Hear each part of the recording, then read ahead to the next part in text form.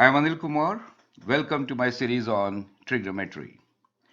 In this video, we will discuss how to evaluate a value of trigonometric ratio for any given angle. For that, we need to understand a few basic concepts which will be discussed at length, and then we will have a quiz based on the concepts learned. So we'll talk about basics about the angles and the quadrants. We'll find out what is a standard position of an angle, what are quadrant angles, we'll draw angles, understand coterminal angles and reference angles. Reference angles are also referred to as relative acute angles. We'll also see the sign of trigonometric ratios in different quadrants. We'll look into special triangles. Now, 90, 45, 45 is a special triangle. 30, 60, 90 is also a special triangle. Their ratios are relatively easier to remember and they help us solve many trigonometric problems. Now, based on these learnings, we'll have a practice example followed by a quiz. So at the end, we'll have 4 questions on the concepts learned. So let's begin with the concepts of angle itself. Angle basically is formed with two rays originating from a point. So basically what we have is set of two rays and they originate from a point.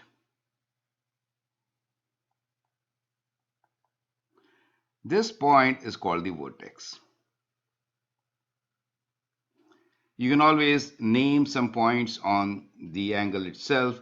So normally we'll have a defined vertex, we'll have a point on one of the rays and also on the other ray. To make more sense, we actually give names to these rays. As you can see here, we are calling one of the rays as the initial side of the angle, the other one as the terminal side of the angle. So what we are trying to say here is that the angle begins from the initial side and then it kind of increases as shown by the arrow here. Now the other thing to understand here is how to name angles. Angles could be named in many different ways as shown here. We could use a symbol which is like theta. So these are Greek symbols which we can use. So let me write here Greek symbols. They are very common in naming angles. So Greek symbols could be theta, alpha, beta, gamma, etc. Right? So all these Greek signals can be used, symbols can be used to name an angle. You could also name an angle with a numeral, like you could write just number 1 here, showing the angle as shown here. Now this is also a common practice in many questions. So you could also name the angles by numerals. The other way is to name the angles by selecting the points on the rays as shown in this particular diagram. So as an exercise, I would like you to name 3 angles in this particular drawing which we have, right? So the question for you here is to name 3 angles. Well, you could always say alpha, beta, and then we have a combination of these two. So when we have many angles at a point, we may be very specific about naming them. Otherwise, it could create a confusion. So in this case, we can name angles with a symbol angle itself. So we can have a single symbol like this. The points, we can say this is BOA. That is one angle, correct? The other angle we could say is COA. So that COA is actually the big angle which is also shown by letter beta. Or we could also have another angle which is angle COB. Now angle COB in this particular diagram is beta minus alpha. So now you must have seen how we could name the angles. There is one more way of naming angles, and that is instead of the angle sign, we could also say about the vertex itself directly. So if I say angle Q, for example, I could say angle Q. So we could say angle Q in this case. Now this could also be written as Q with a mark like this showing angle Q. So there are so many different ways of naming. I'm going to use some mixed conventions since we are addressing globally. So we could name angles in all these fashions.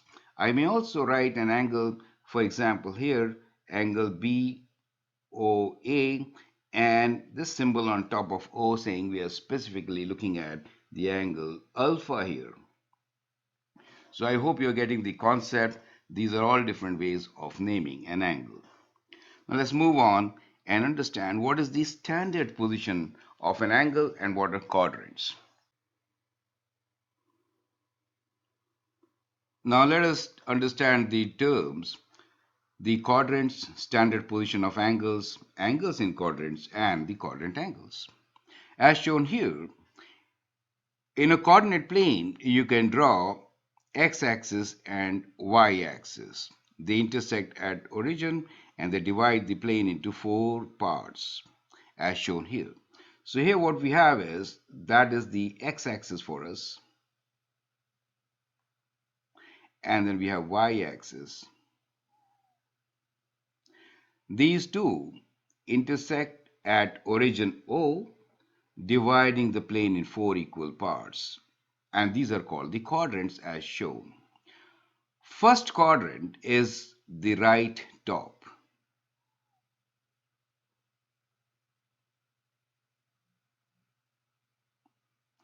Second quadrant is left top.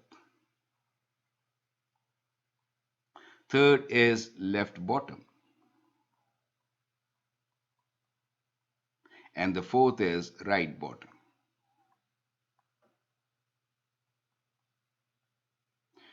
We will be referring to these quadrants so many times, so normally they'll be written as Q1, quadrant 1, quadrant 2, quadrant 3, and quadrant 4.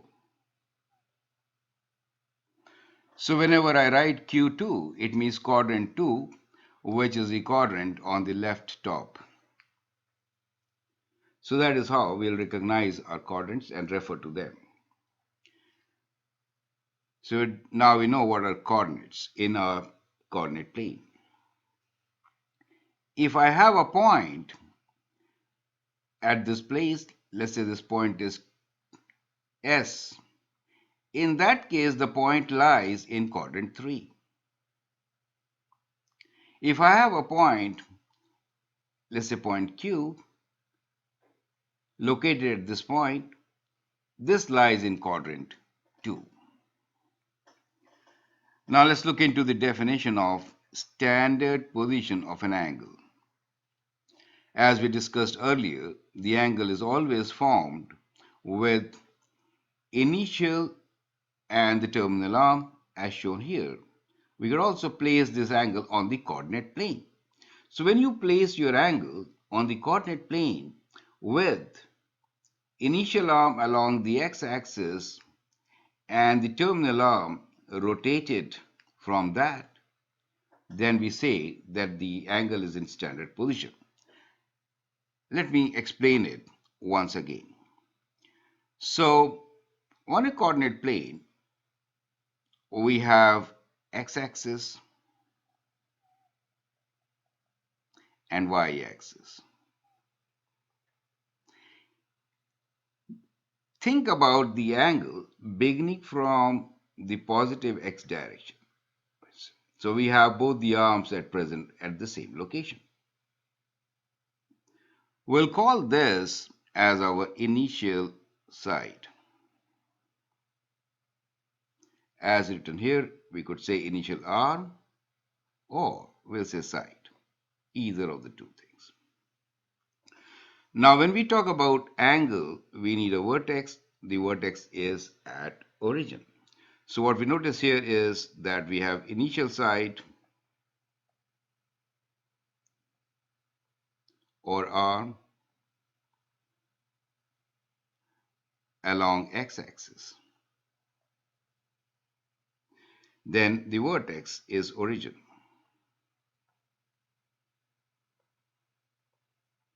Now the terminal arm You can open the angle in any direction from here. You could go counterclockwise. You could open like this, so that direction will be counterclockwise. If you rotate counterclockwise, we say it's a positive angle. So if the rotation is counterclockwise rotation, then that will lead to positive angle. So imagine that the second arm, which is the terminal arm, has been rotated counterclockwise from this position. So it opens up, and what you see that the terminal arm now can be seen at a different angle.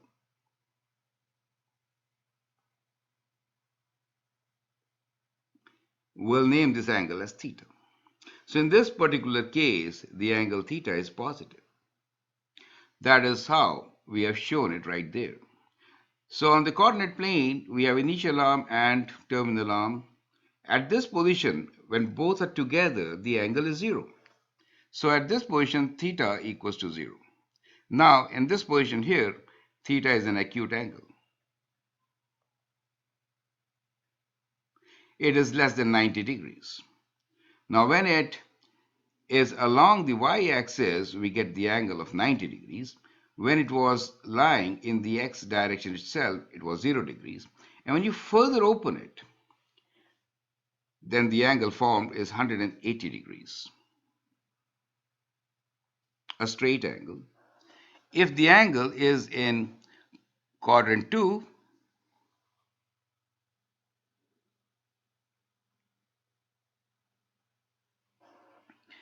if the angle is in quadrant 2, it will be referred to as obtuse angle. We are in quadrant 2. The terminal arm, any point on the terminal arm, will define where the arm lies. Now in this case, let's say the point is Q. The point Q lies in quadrant 2. Let me name it differently. Let's say we say the point is C. Then we say point C lies in quadrant 2. So this is about the positive angles. Now, let us also take a case when the angle is opened in a different direction. Let me use this particular drawing here. The terminal arm could also open in clockwise direction. So we come to this place. So if you open in clockwise, rotation, in that case, the angle is negative.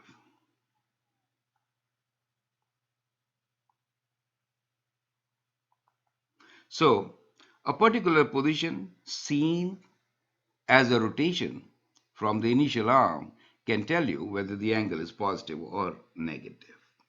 Does make sense to you? So the same arm could give you more than one angle. As you can see here in this particular case, I could treat this angle to be positive or negative. So this angle, let us say this angle is phi. This phi is positive. However, if you see from the other direction, we have the initial arm, we have the terminal arm. The angle will be, let us say,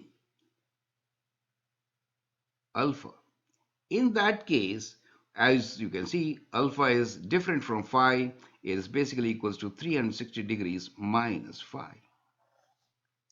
And it is going to be negative, so we'll put a negative sign here. Since the rotation is clockwise, does make sense to you? So that is how we can also work out the angles by the position of the terminal arm. So the important thing here is position of terminal arm gives angle.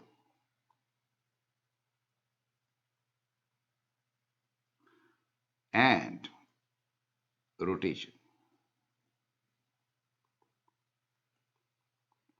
gives angle. So these are two important things to consider whenever we are defining our angle. If the rotation is counterclockwise, the angle is positive. Rotation of clockwise, it is negative,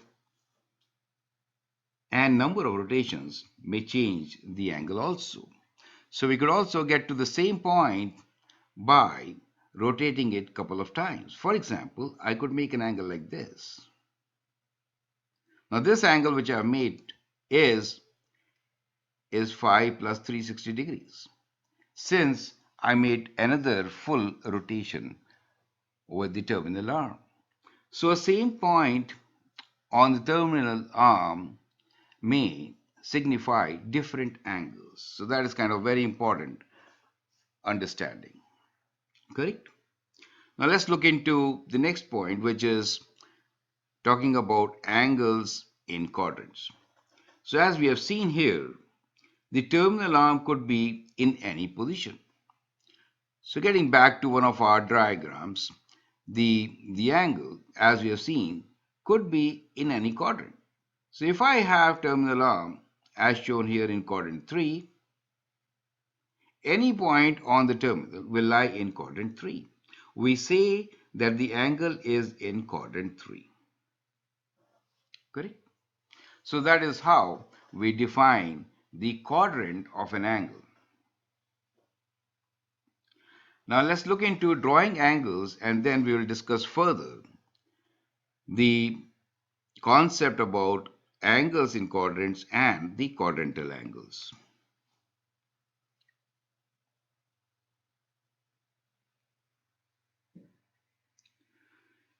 Now we'll start from a fresh page since there was too much of information in the previous page. Here we'll actually draw some angles, we'll name the quadrants of the angle, and we'll identify quadrantal angles. So this is a new term which we'll understand in this particular part of the video. With the help of an example, the example is draw rays representing following angles, name quadrant of the angle, identify quadrantal angles, identify the set of angles with common side. So definitely we now have a different term, quadrantal angles. We know quadrant of an angle, but what is quadrantal angle? We'll understand this also in this part of the video. So let's begin with identifying the position of the angle first.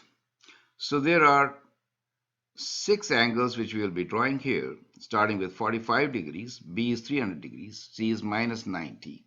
And then these 3 are for you to practice, minus 30, 270 and 135. So let's begin with the angle of 45 itself.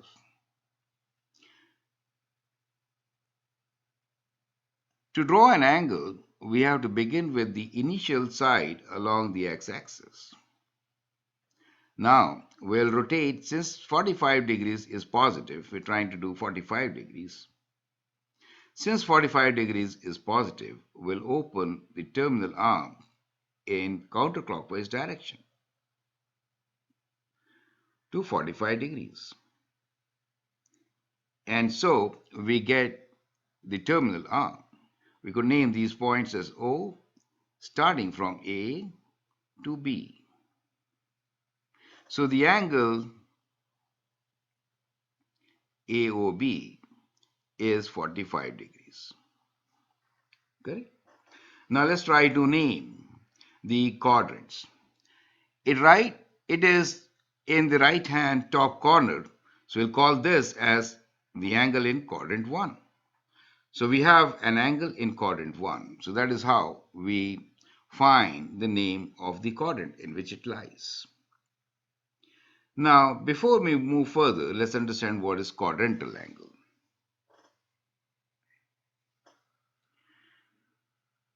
As we have seen, the terminal arm could be in any of the quadrants, which are quadrant 1,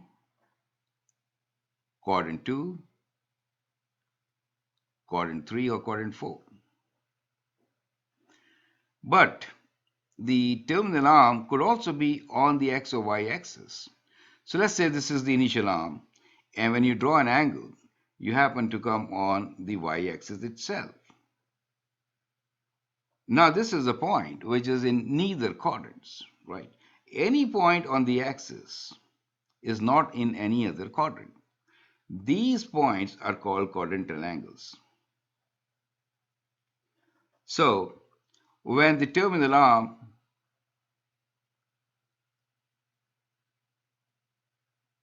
is on x-axis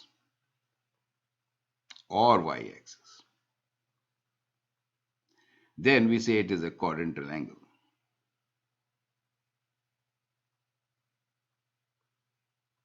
Is it clear?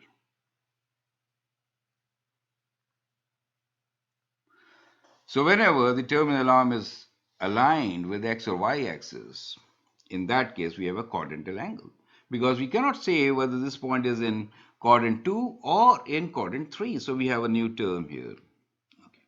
So let's move forward and sketch the second angle, which is 300 degrees. So let me do it here.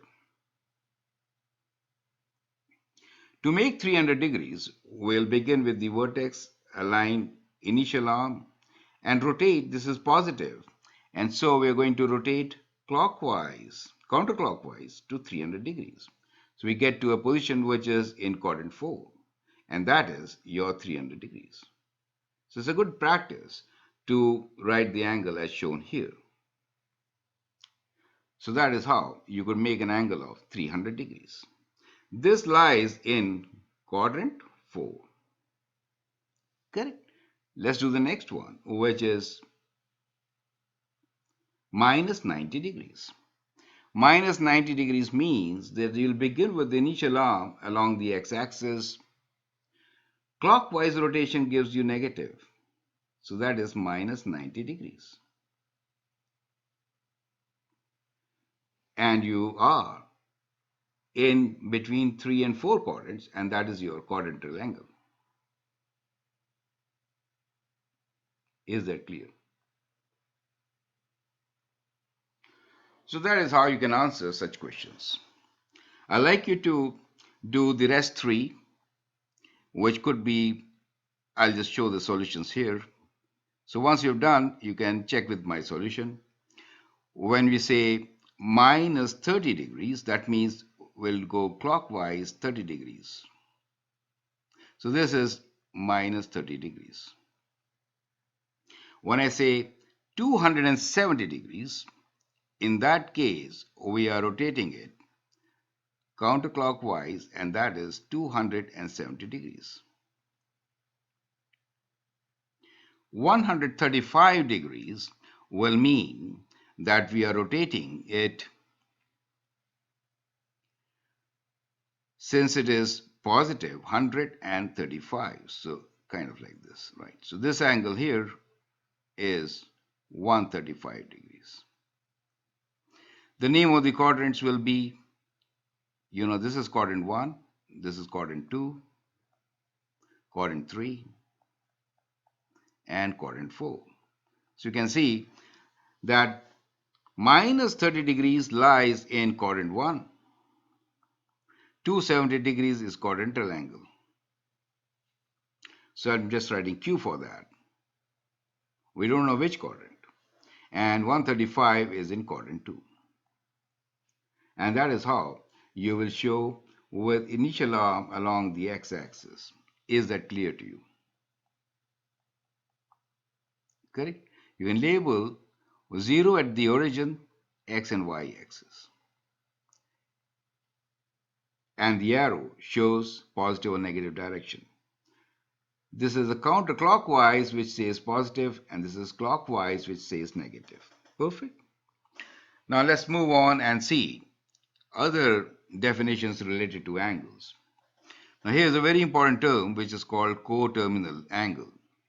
We actually referred to this term earlier by saying that on a coordinate plane, we could have initial arm along the x-axis. The terminal arm opens. If it opens in the counterclockwise direction, it is said to be positive. Let us say we have made an angle of, this is definitely more than 100. So let's say this is 140 degrees angle. Okay. So we have an angle of 140 degrees, which is shown here. this is a positive angle. Now, this angle could be treated as a different angle also. We could say that we have come to this position of the terminal arm in a different way. We went one extra round. Now that means the new angle is actually 140 plus 360. So when you add this up, we get what? We get 500 degrees. So the same angle can be also written as 500 degrees. Since they are terminating on the same terminal arm, we say they are coterminal angles. You get the idea. So these are terminating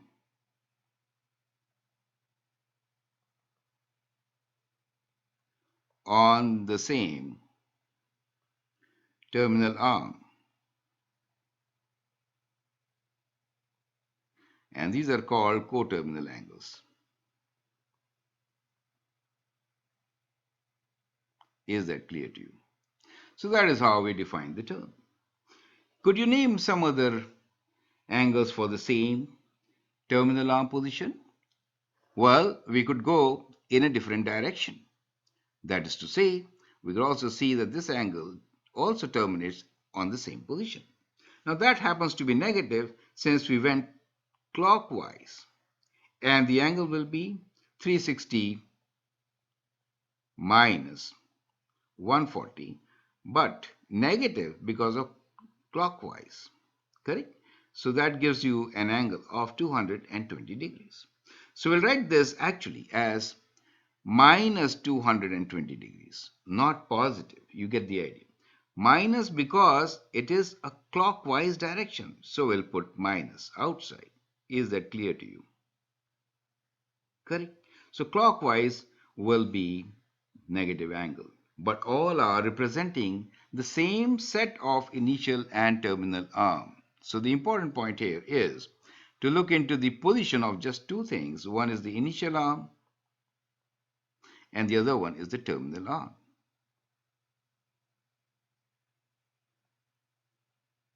If they coincide, then we have coterminal angles. With that in mind, I'd like you to answer these three questions. Write three coterminal angles for each of the following angles.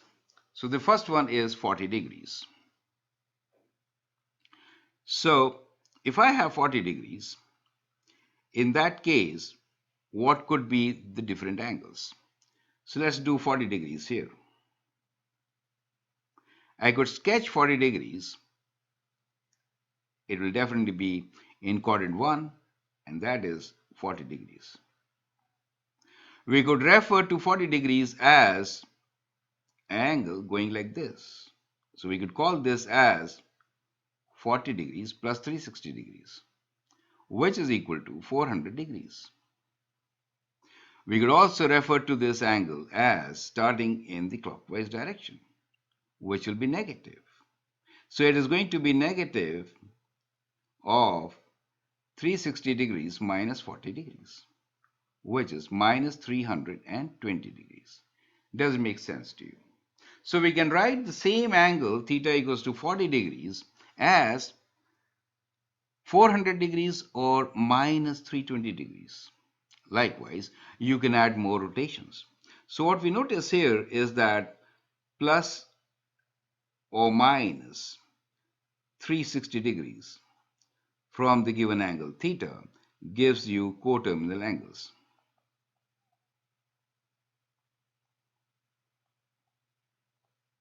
Is that clear to you? Correct. So with that in mind, I would like you to take up the second example. Try to figure this out. Let me do the one with negative angle now. So let's say we'll now consider minus 120 degrees.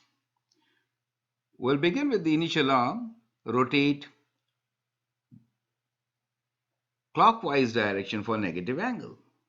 Since we are rotating in the clockwise direction, this becomes negative, and we rotate it 120 degrees. So we get our angle, which is like this. So that is 120 degrees, negative 120 degrees, since the rotation is clockwise. We could name this angle with different forms. We could also see it from the counterclockwise, which will be positive. So this angle will be 360. You have to add 360 to minus 120, right? So we'll write minus 120 plus 360. That will give you one of these angles. So that is how much? It is equal to, take away 120 from 360, so we get 240 degrees. So 240 degrees is coterminal with minus 120 degrees. You could also look at it as an angle reached after one full cycle. So in that case, you can again add 360 degrees to your angle of 240, getting the next answer, which is 600 degrees. So I could also write this as 600 degrees. So these are two coterminal angles. You could further add 360 degrees and write one more, which is 960 degrees. So you could say, well, 960 is my coterminal angle. You could go in the negative direction also. Correct. So that is how you create coterminal angles. So in short, to find coterminal angle of theta, we have to do theta plus or minus 360 degrees. So the idea here is one full rotation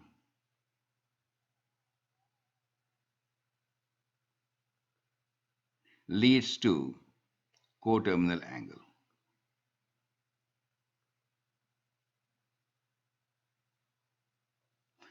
which is the other way of saying same position of terminal arm.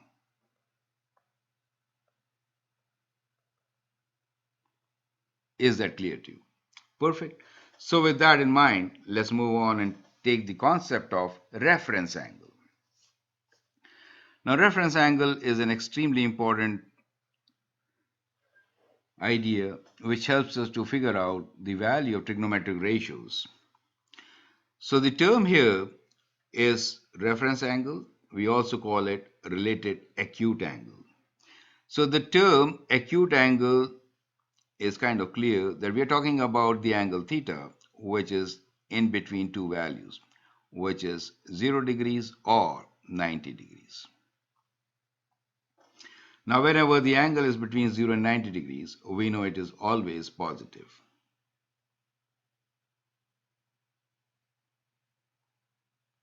Correct? So that means we are looking into the direction of movement as clockwise, counterclockwise. So we just look at the angle, the absolute value. You can always say it is always positive, so we'll always write this as the absolute value of angle theta. That's another way of looking at it. So even if it is negative with the convention, you have to take this as a positive angle. We'll normally refer this with an angle alpha, which is equal to positive value always, right? Now, since we are saying very clearly that it is between 0 and 90 degrees, but we know one thing, that if I make an angle, in that case, my initial arm is along the x-axis, the other arm could be anywhere else. Now, how do I get 90 degrees? Angle less than 90 degrees. So what we are referring to, the acute angle, is the angle made with the x-axis. So this angle is the alpha angle we're talking about. So the reference angle is always between 0 to 90 degrees. It is always positive. And what it is actually, it is the angle formed with x-axis. So it's an acute angle formed with the x-axis. So in the position shown, the angle will be formed by the terminal arm. So it's an acute angle formed with the x-axis by terminal arm. Does make sense to you? So that is how we are going to define the related acute angle. So any position will be related to an acute angle. That's the whole idea. So what we are trying to say here is that the position of terminal arm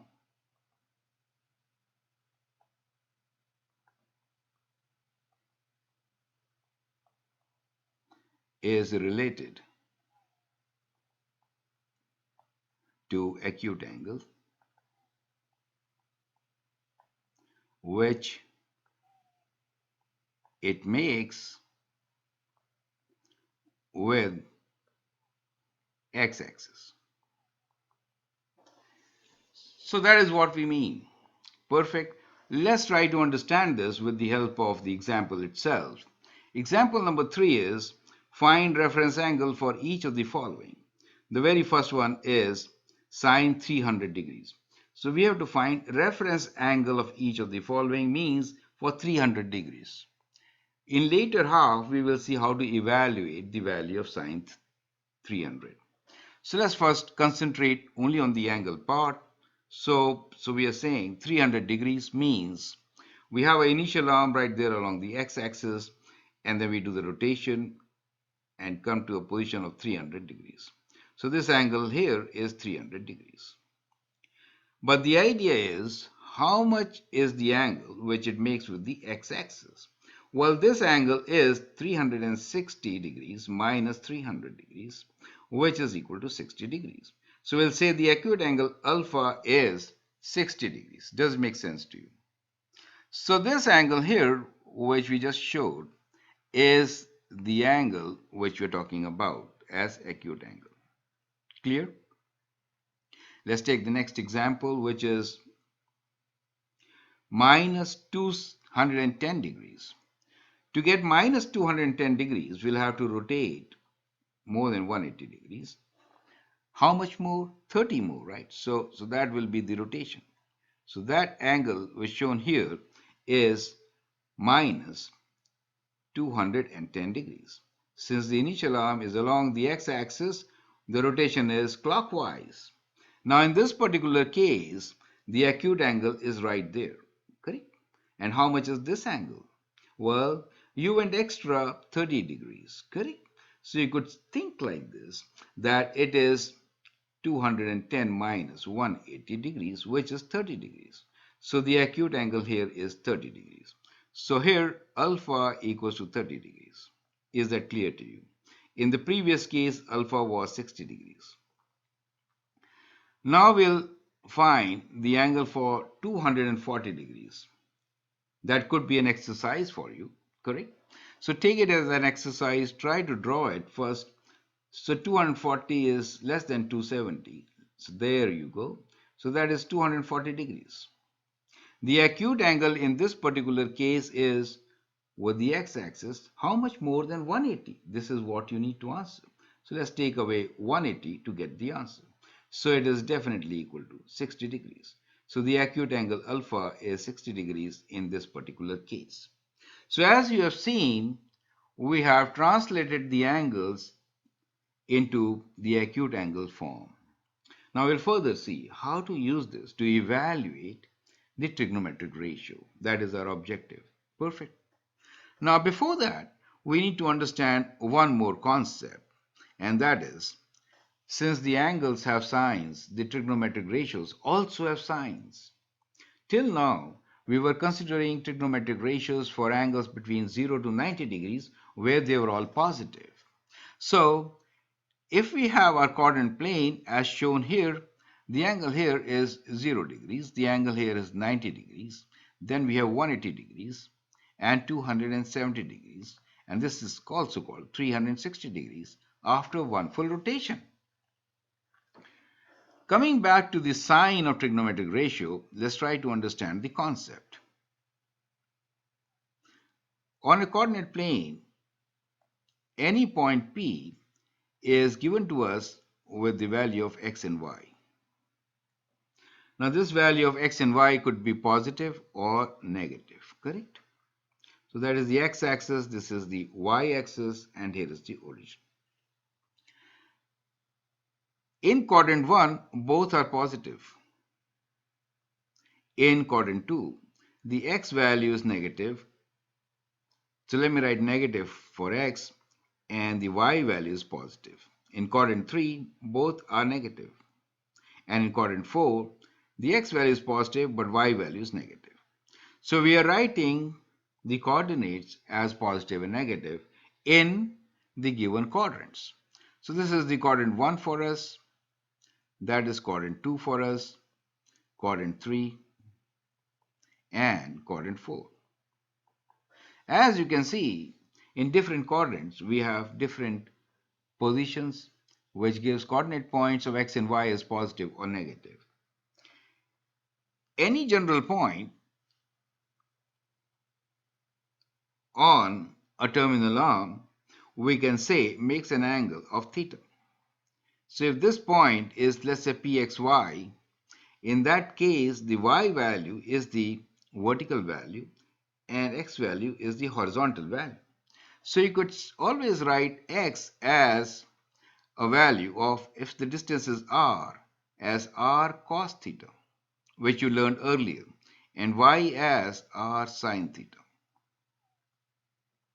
Now from here, you can very clearly see where what is going to be positive. So if x is positive, cosine is positive, right? So we can say that in our case, in quadrant 1, all are positive, right? So we'll write all here, saying that all trigonometric ratios, cos, sine, and tan theta could be also written here. Let me write down tan theta as what? So if I have to figure out what is tan theta, it is the ratio of y over x. So tan theta will be positive if both are having the same sign. So that means same sign of x and y. In that case, it is going to be positive. So as you can see from here in our coordinate plane, all will be positive in quadrant 1. In quadrant 2, only sine will be positive. Since this is positive, y is positive. In quadrant 3, tan will be positive since we are both negative. So if they are both negative, both sine and cosine are negative, tan is positive. Here, positive value is only for x, so cosine is positive. So we get a different rule where in quadrant 1, we have A, all are positive. So A means all positive. All means all trigonometric ratios.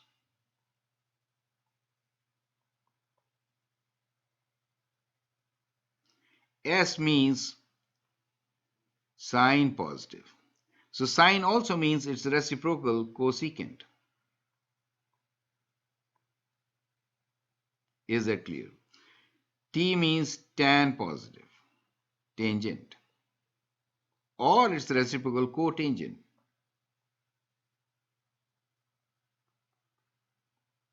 And C means cosine, or its reciprocal secant. So that is the meaning of ASTC. So you can make any acronym to remember. ASTC. So let's make one. So we can say all students trust Canadians.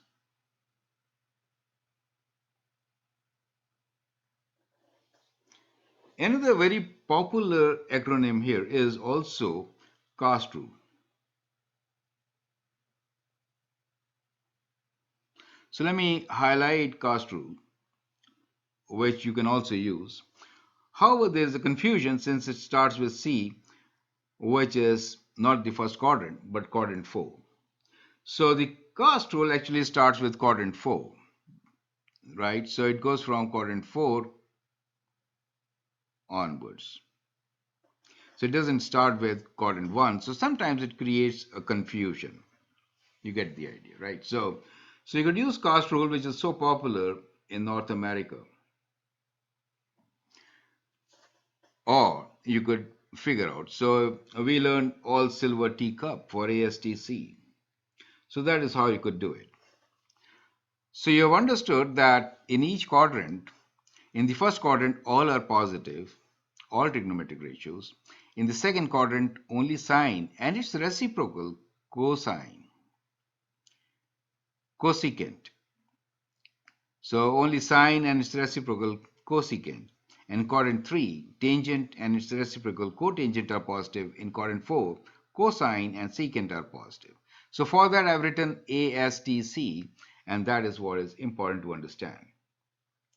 Now we'll look into special triangles. To evaluate the value of trigonometric ratios, you might need a calculator, but there are some for which you don't. For example, the angles of 45 degrees, 30 and 60 degrees. We can always get the values from the triangles shown. So if you make a 45, 90, 45 triangle, you get an isosceles triangle, right? So we have this triangle which is 45 degrees, 45 degrees, and 90 degrees. Now this is an isosceles triangle. We are saying let the sides be 1, 1 and square root 2. 1 square plus 1 square is 2 and square root 2, right?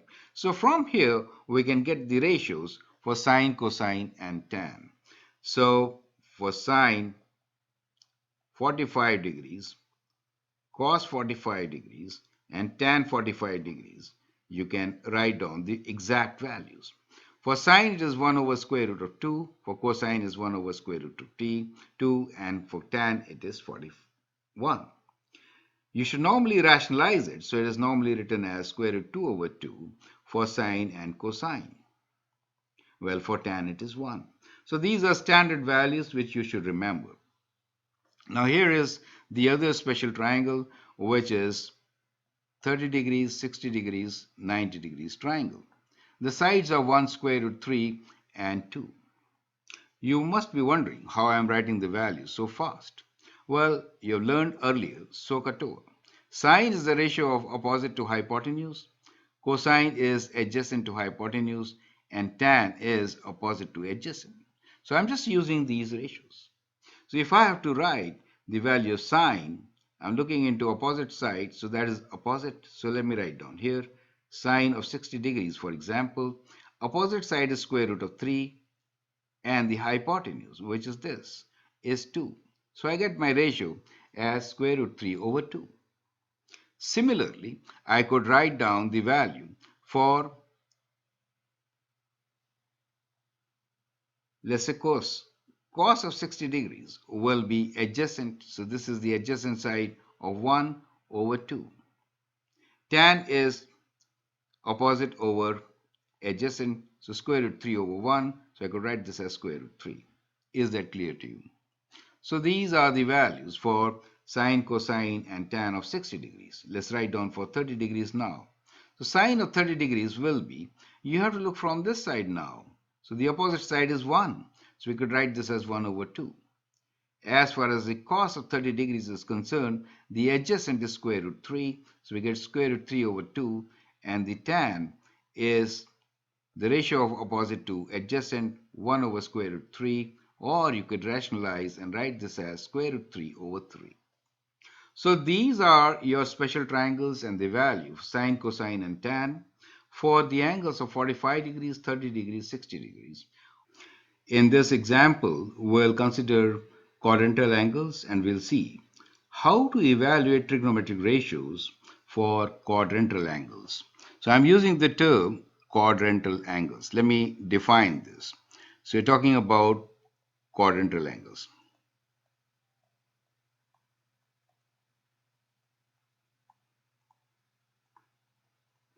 So whenever you have an angle in which the terminal arm terminates on a quadrant, so in this case, terminal arm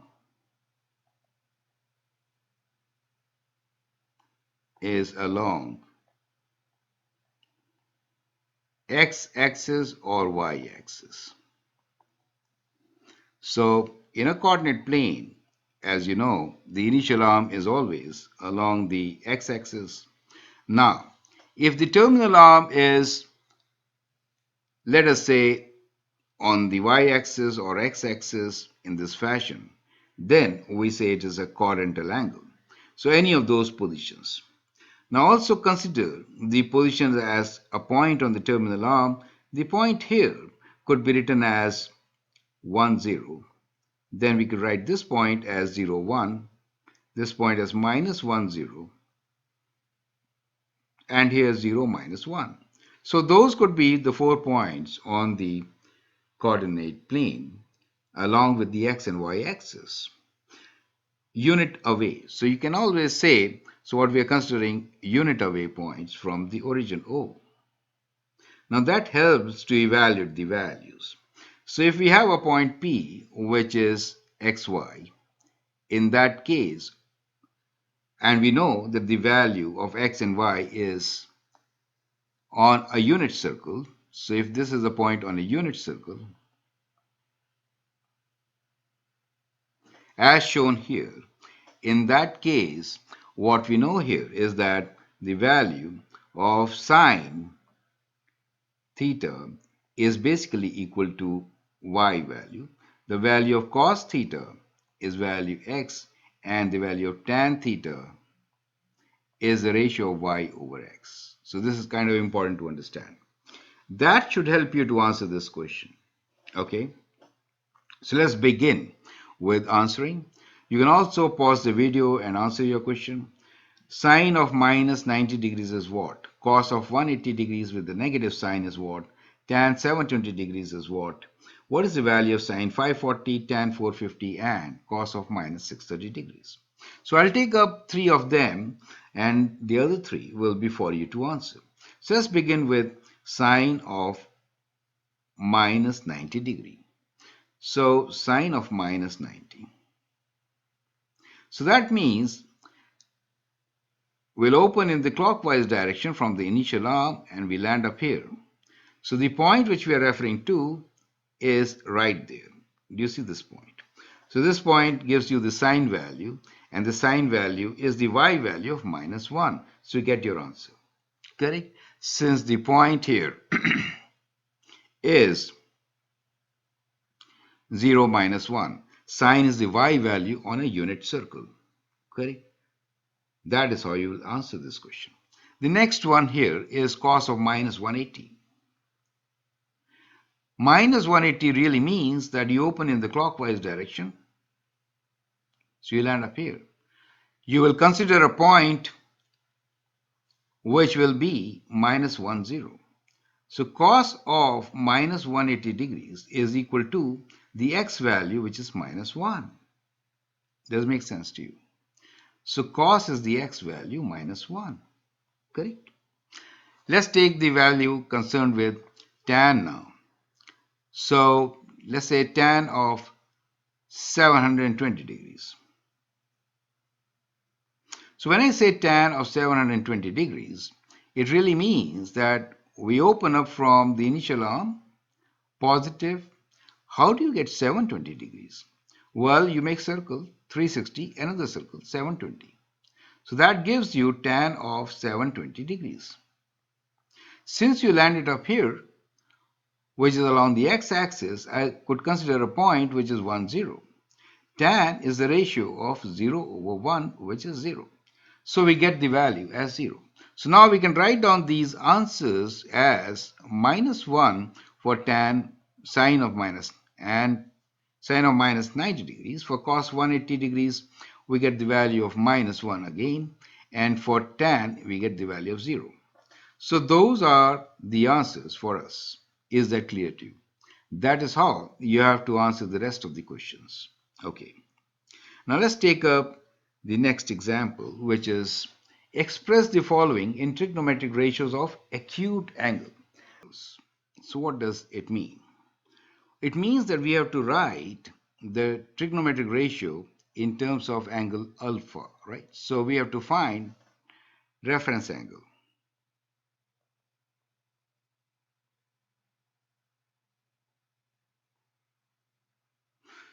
So the first one here is sine of minus 230 degrees. So let us see how to calculate the reference angle and then relate the trigonometric ratio to this acute angle. So on a coordinate plane, let's try to make the angle of minus 230 degrees. Starting from the initial arm, you will go clockwise direction and land up 50 more than 180 to make an angle of minus 230 degrees. So you land in quadrant 2, correct? This is quadrant 2. You know the rule, which is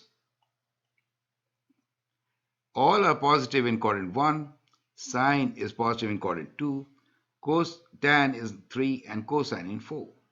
So in quadrant 2, we are looking into sine, we are looking for a positive value. So it is positive of the acute angle alpha. So we could write this as sine of alpha. Now we need to find what is this angle alpha. To find the angle alpha, we can take away 180 from 230.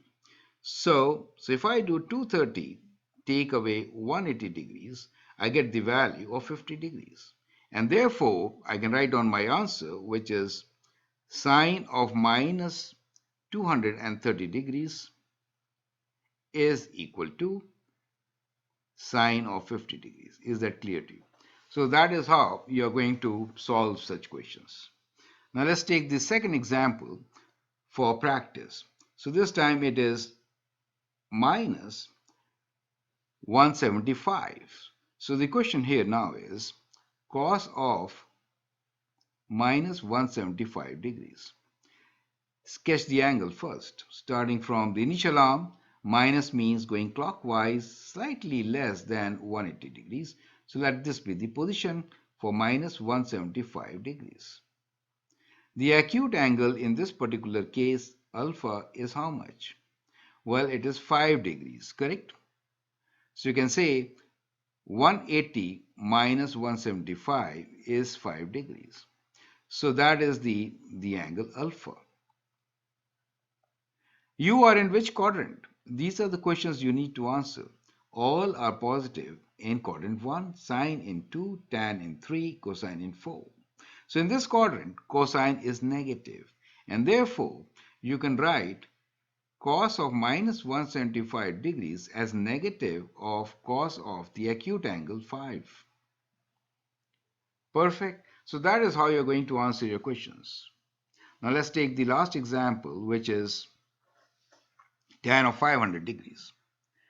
Tan of 500 degrees can be drawn starting with the initial arm. So you go 360 and then how much above? So let's figure this out. So we have 500 minus 360 gives you the angle, which is, so when you borrow, it becomes 440 degrees. So you go more, 360 and 140 degrees, you land up here in this quadrant. So the angle is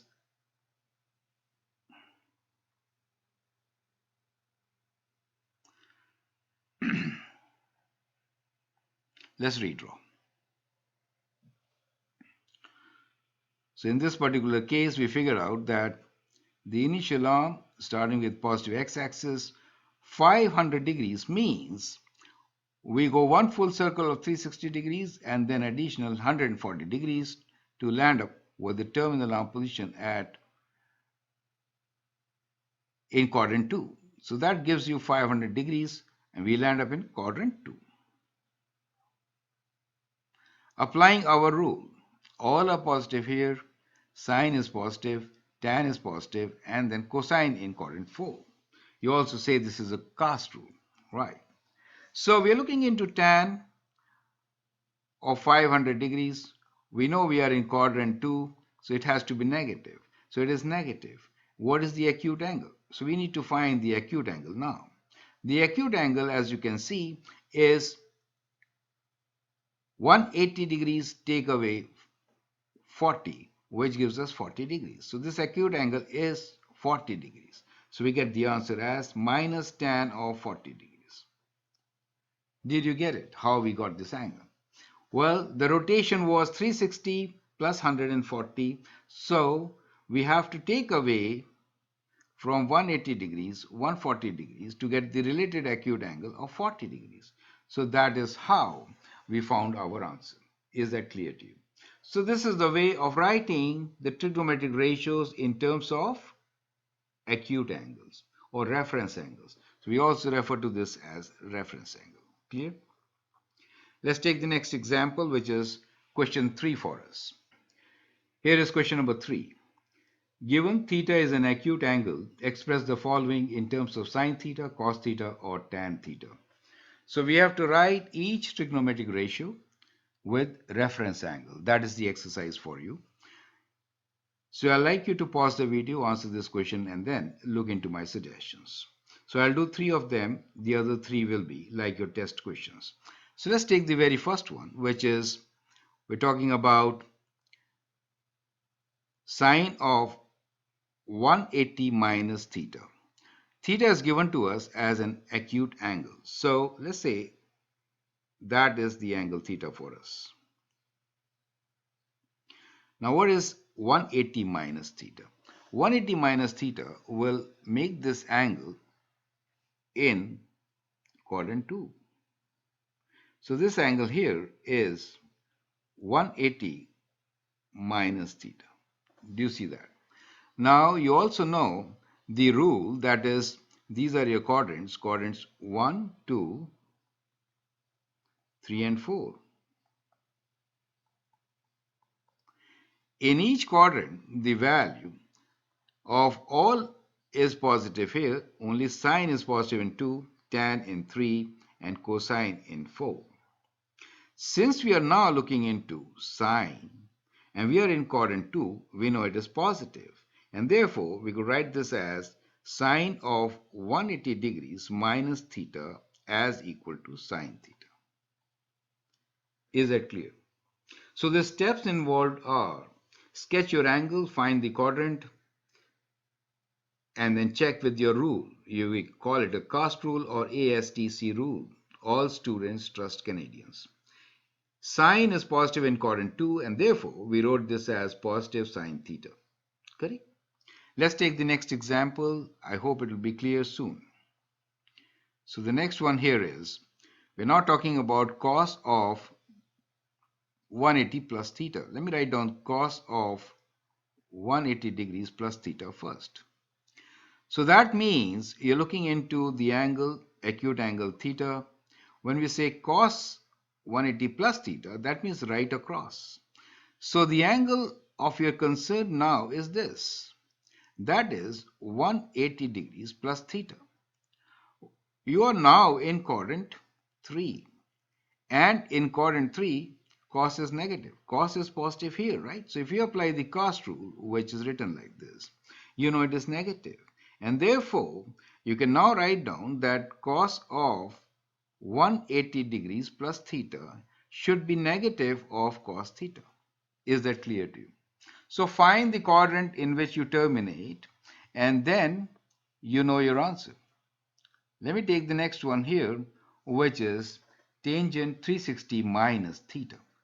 So when I'm saying tan of 360 minus theta, let's say this is theta for us, then tan of 360 minus theta will be landing in quadrant 4. The angle, this angle, is 360 degrees minus theta. Since you are in quadrant 4 and you know that the values all are positive here, sine, tan and cosine, tan is negative in this particular quadrant, correct?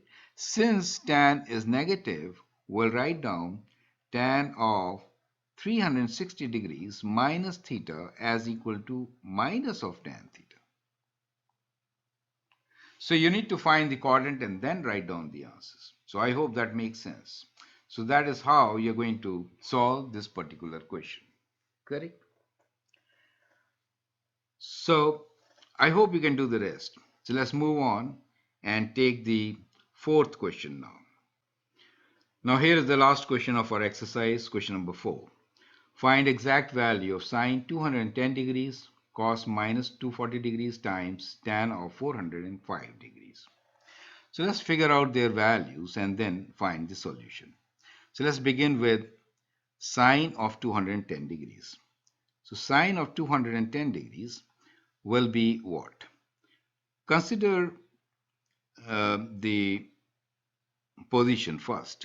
So if we are trying to row 210 degrees, we are basically in quadrant 2. In quadrant 2, with an acute angle of 180 minus from 210 gives you 30 degrees. So we know 210 take away 180 is 30 degrees. So we have the acute angle alpha of 30 degrees. Applying the cast rule, we know we are in quadrant 3, and in quadrant 3 the value of sine is negative.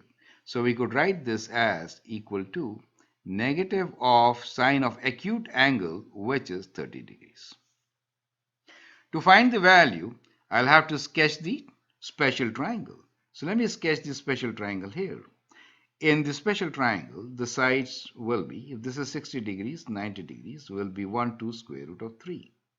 And the value of 30 degrees is from sine, which is opposite to hypotenuse. So let's write down the ratios. Sine is opposite to hypotenuse, cosine is adjacent to hypotenuse, tan is opposite to adjacent. So looking from sine, we know this is the opposite side and that is the hypotenuse. And therefore, this ratio is negative.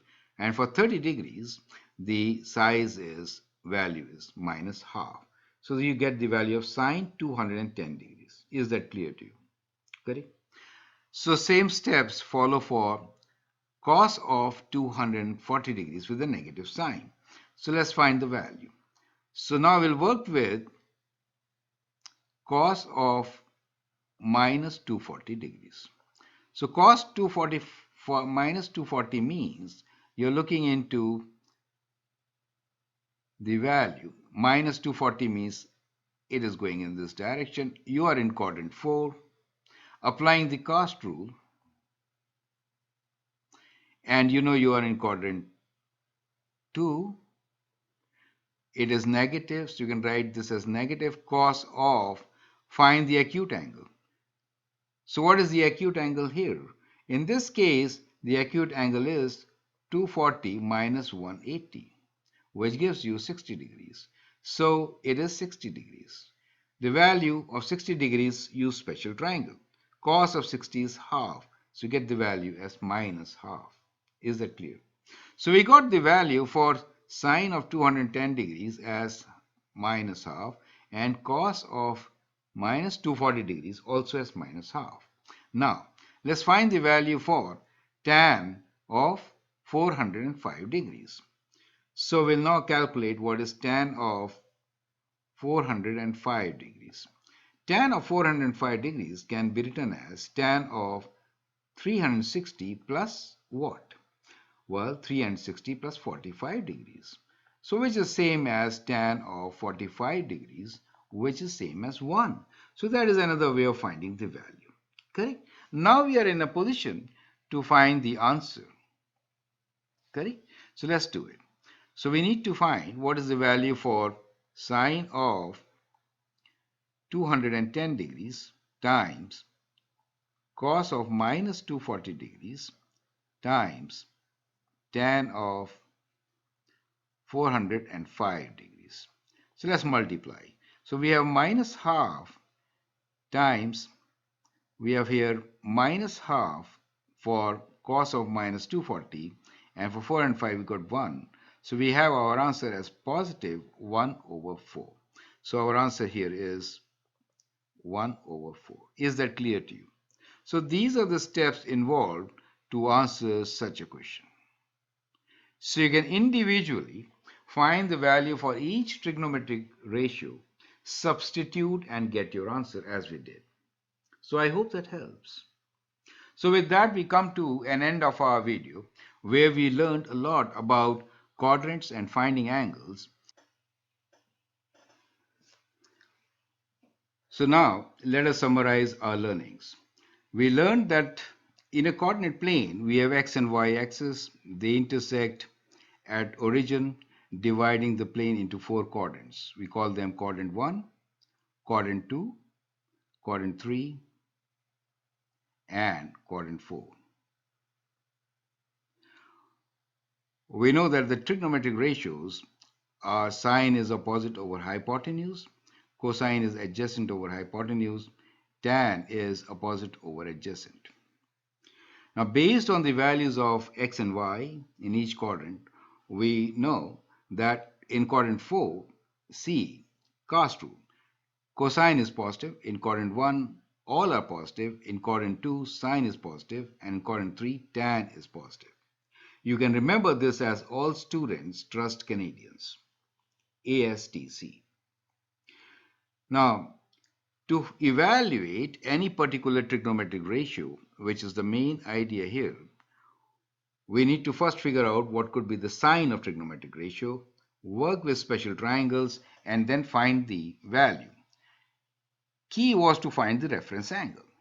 So reference angle is always an acute angle, positive.